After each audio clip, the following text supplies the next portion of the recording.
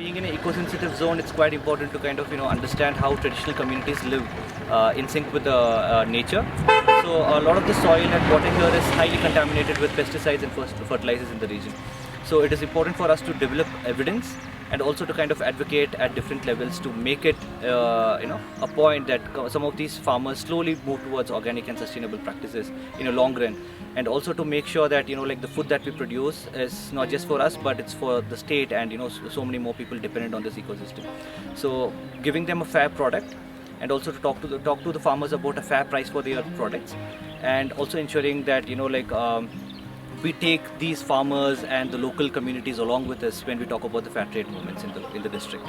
Personally, I've come to know about fair trade after I joined the organization. Although the idea has always been in my mind, I put a term to it after I joined the organization. So similarly, our team knows about fair trade, but how many other people do they know about fair trade? Fair trade town, I think, is an interesting idea. To increase the awareness about fair trade, so involving children, the youth and other organizations, involving them in the movement can also help us as an organization, because they know about our products.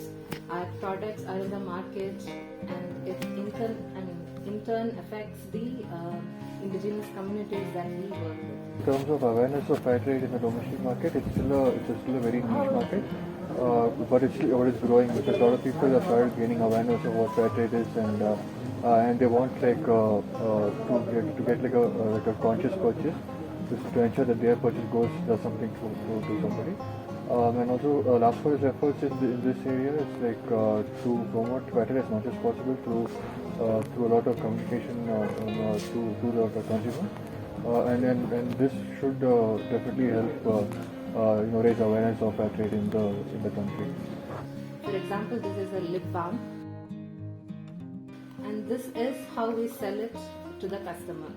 If you open this box, it contains a card about who has made this lip balm, which makes it very personal.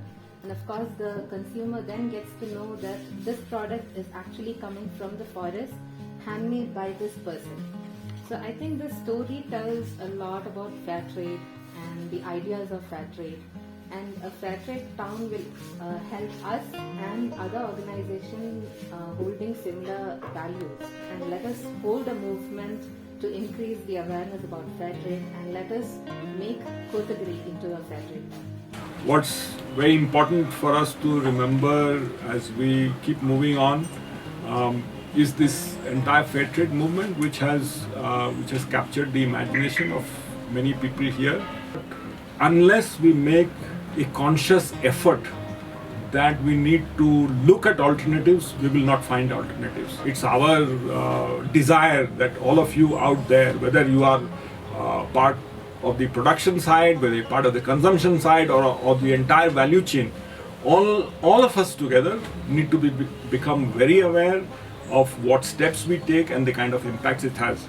So join us as we move forward in this fair trade movement. Whether you're part of a town, whether you're part of an organization, part of a school, we would very much like you to join this movement.